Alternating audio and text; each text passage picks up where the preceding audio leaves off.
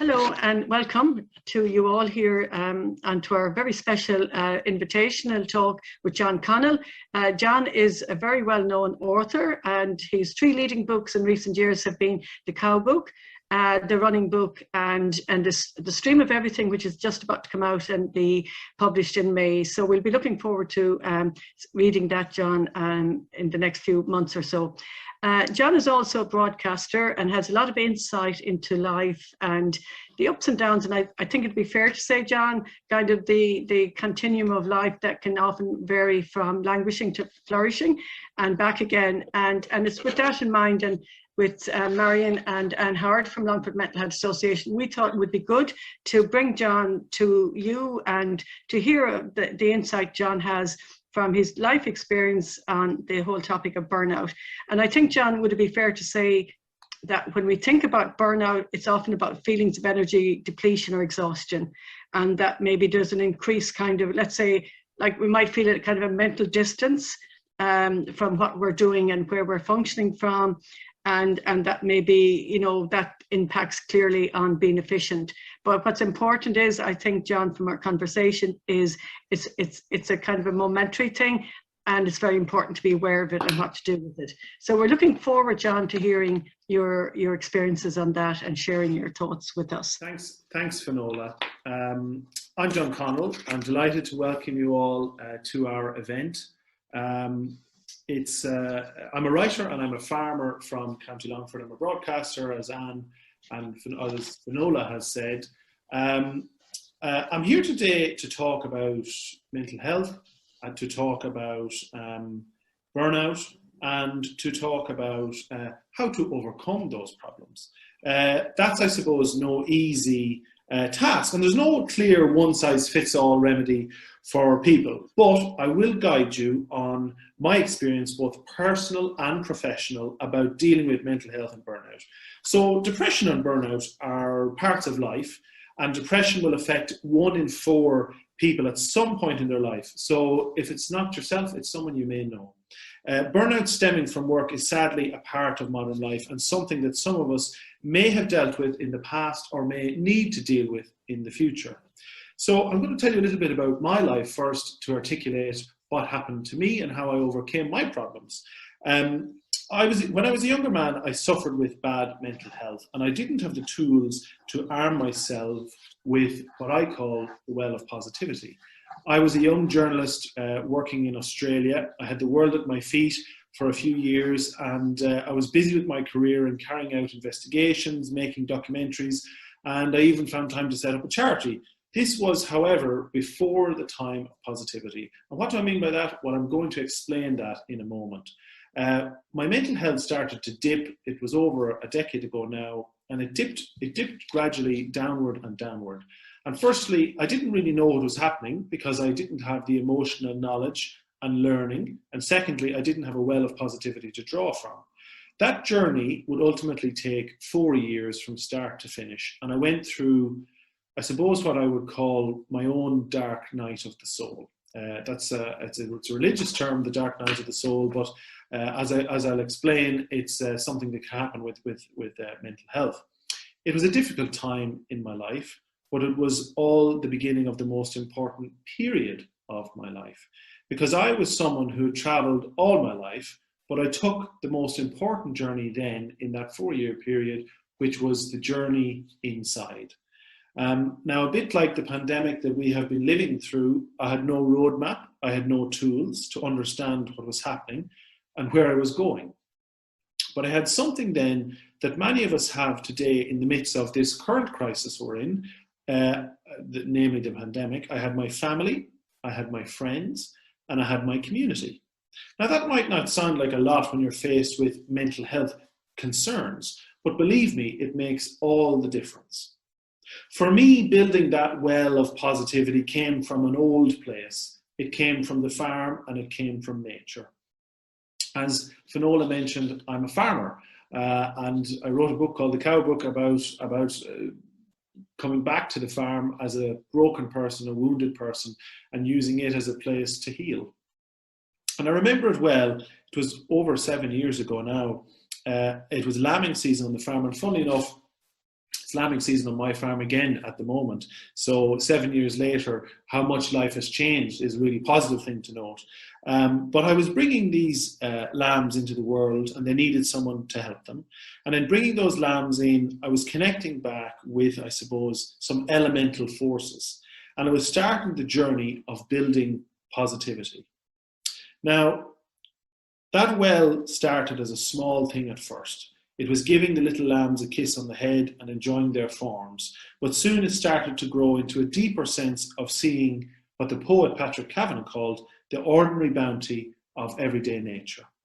Soon that well built in me. Even in the darkest hour, and it was dark, I never truly felt alone because I had a sense of my family and my community around me. I think that's the power of Ireland, really. You're only ever a conversation away from a new friend. We are an island of connections. We're an island of friendship, an island of dialogue, and people want to converse with other people. And that really was a big part of my recovery. So how did I do all this? Well, I built a well of positivity. But before I talk about how I built the well, I'm going to just detail a little bit about burnout too, because this was something that I experienced 2 or 3 years ago myself. I was overworking again, and I found that I emerged out of finishing a new book and was incredibly tired and drained.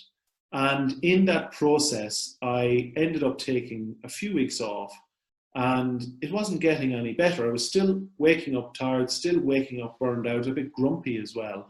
And I realized that, mental health, burnout, they're not something that's just in the past. Well, I've dealt with that and I don't need to deal with it anymore. You have to continually work at it.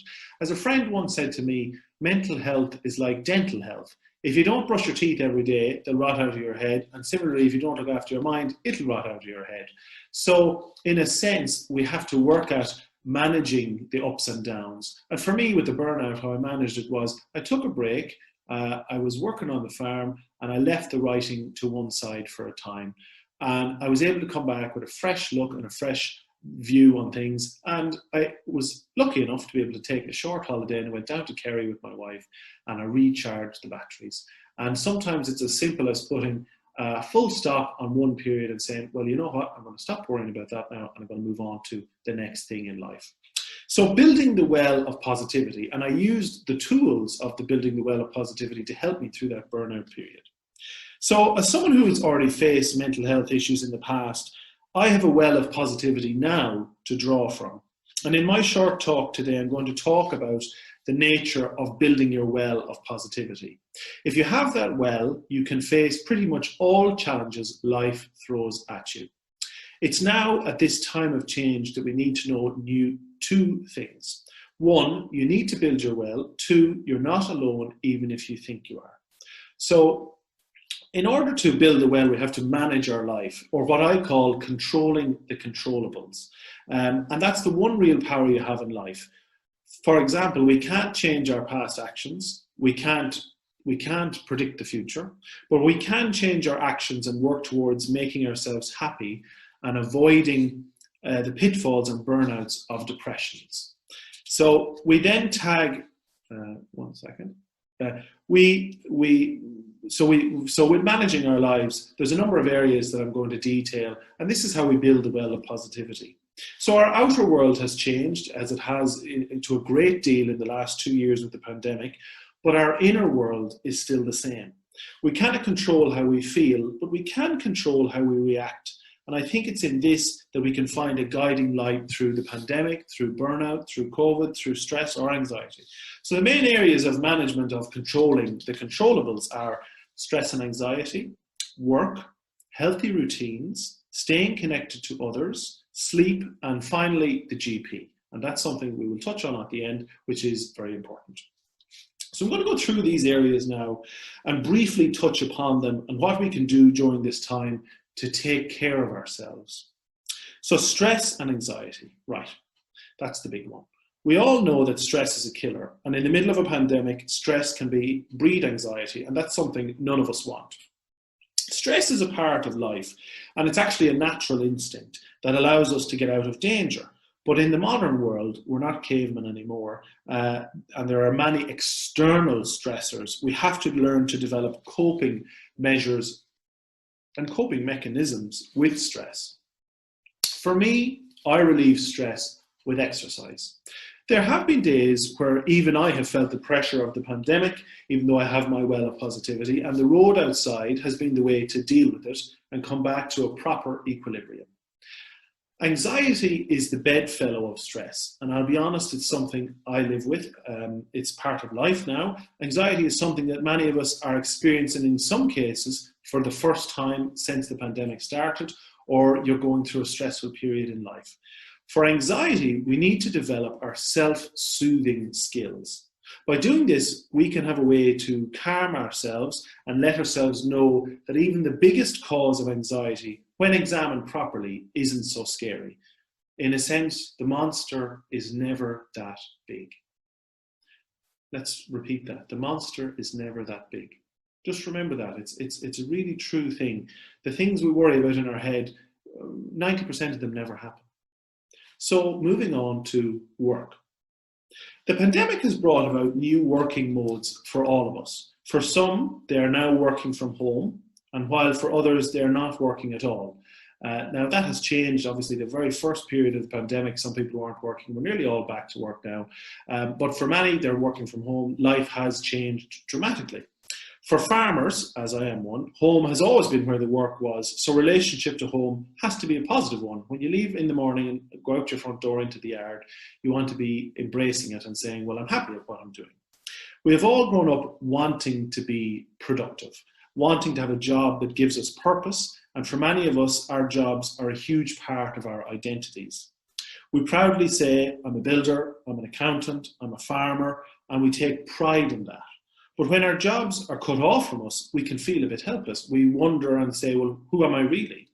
For those of us who are carers and looking after people, work has taken on new meanings. We look after others, but we also have to look after ourselves.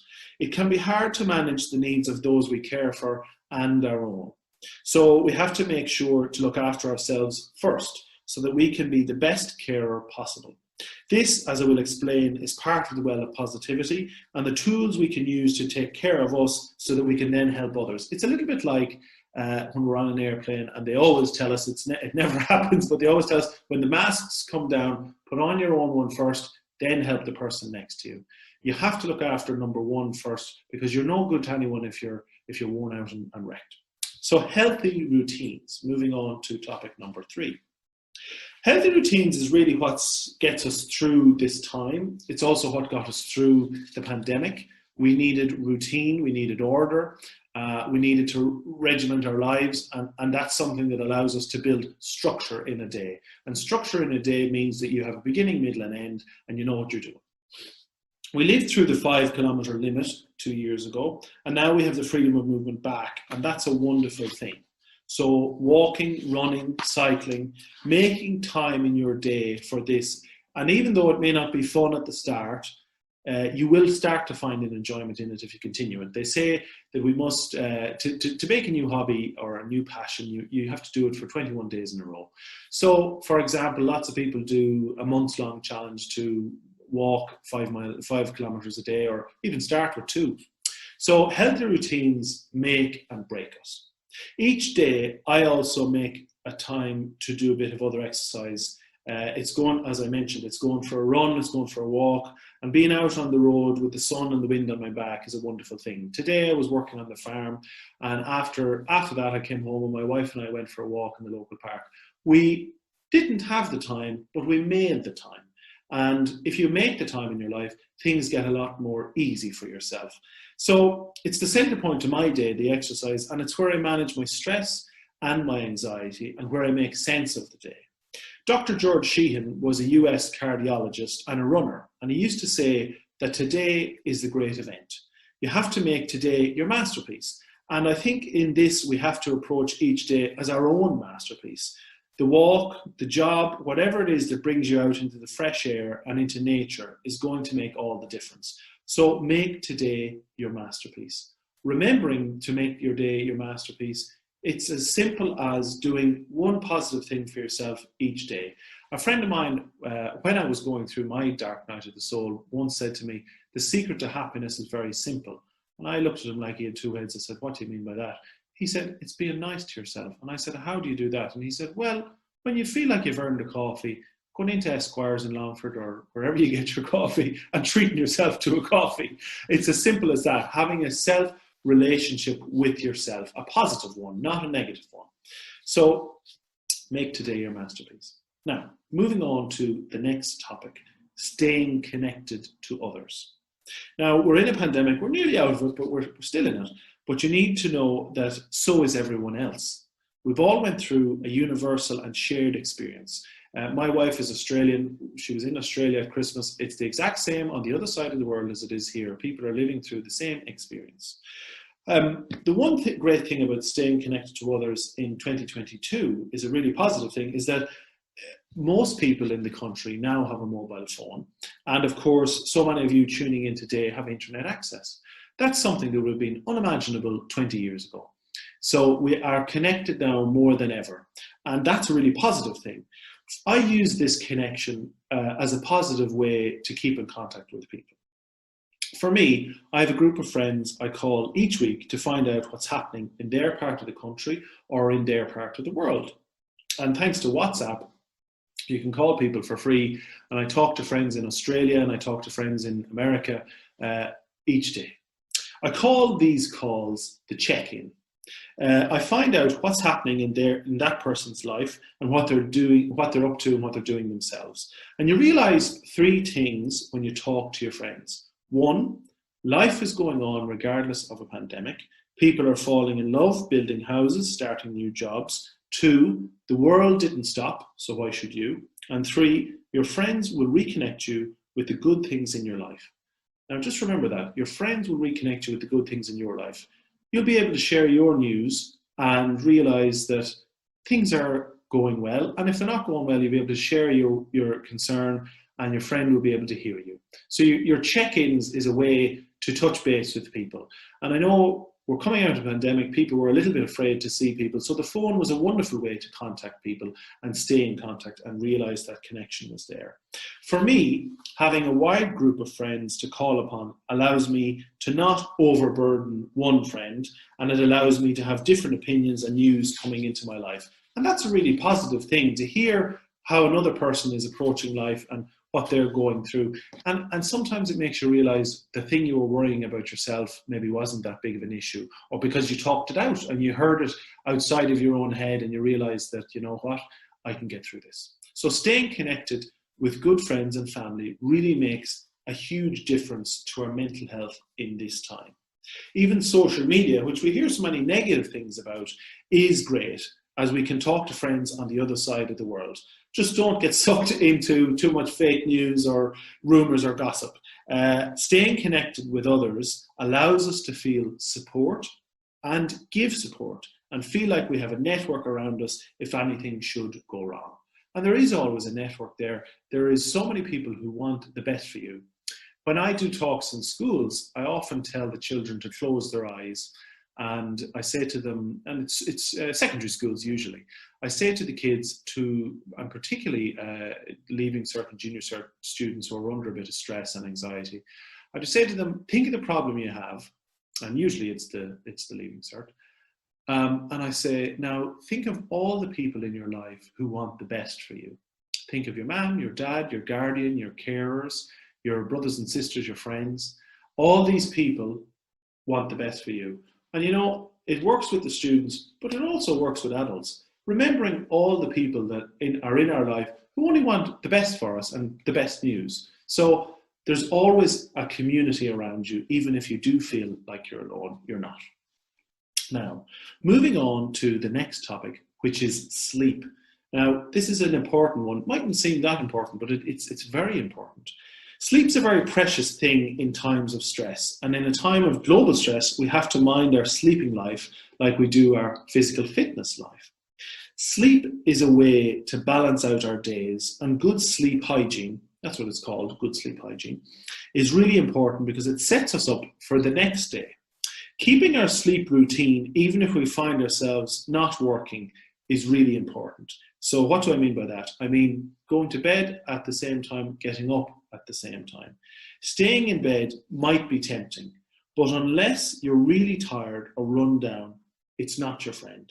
We need to keep our days and our nights structured. So let's remember that. We need to keep our days and our nights structured. Now, when you're stressed, sleep can be hard because you're worrying about stuff, and maybe sleep is the only place where you have a reprieve from the things you're worrying about.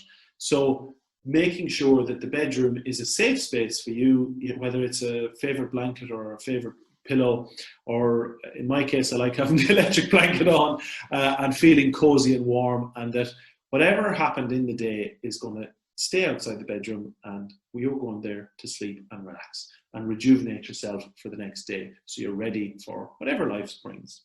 Now, mental health, we've been talking about mental health, but mental health in its raw form is the other thing I wanted to touch on, because the GP, and that is tied into this section is the GP. If you're not feeling well over a continued period, it might be time to go to see the GP. Now, what do I mean by that? Well, we all suffer with the odd blue day. That's part of life. We might have the Monday blues or the weekend blues, and you're back to work and you're like, God, I didn't really get to enjoy myself this weekend. That's normal. But if it's consistent over a number of days, then or weeks, then you then need to take the brave step and say, well, you know what? Something's not right here. And it's a bit like breaking your arm. If your arm was broke, you'd go to the doctor straight away. So why do we resist going to the GP if we don't feel well mentally? Well, that's stigma. That's negative stereotypes that we see. It's very important to approach your GP if the feelings of blueness are continuing or stress are continuing over a period of time. It's not just a one-day thing. It's been a number of days, or it's been a number of weeks.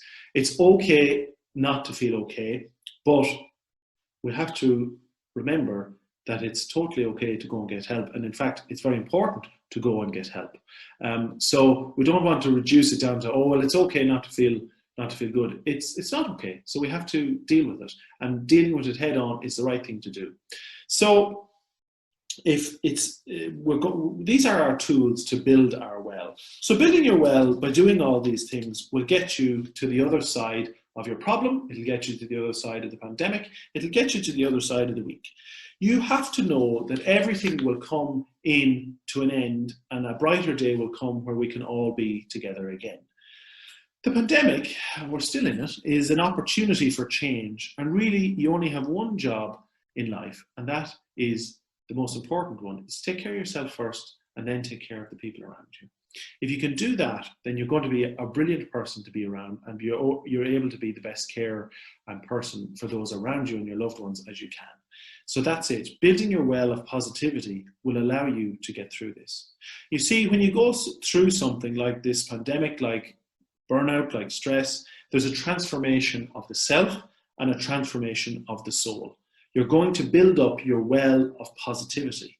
When you go through the dark night of the soul, and remember I told you about that, my dark period, I got through it, there's nobody that can take that away from you, because you're living your life from the inside out.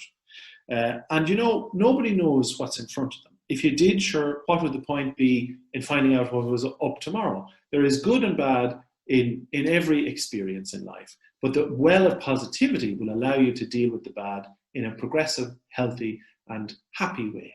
So fill your well. So that's the end of my talk. We're going to open it up to questions now, and Anne and Marion and Finola will be joining back in now. John, that was amazing. I can't know where the time went. I just, like every sentence, every comment you were making, I said, I must remember that. So I'll definitely be going back to listen to it all again, John. And what I loved about your presentation, I know you call it a talk, but it was conversation really, John, and conversation material. But you know that well of positivity is just so important. And I guess it starts with when you wake up in the morning and do the little things like washing the teeth, maybe kick-starting with that, maybe having the cup of tea, and treat yourself as the day goes on, but to be kind of aware as well. So I'm delighted that Marion and Anne from Longford Mental Health Association are with us. Both girls are volunteers with Longford Mental Health Association, or now as we call ourselves Mental Health Longford, and like I've always been engaged with the community. John has been a fantastic friend to Mental Health Longford over the years as well, and made yourself very available to us, and especially during COVID, John.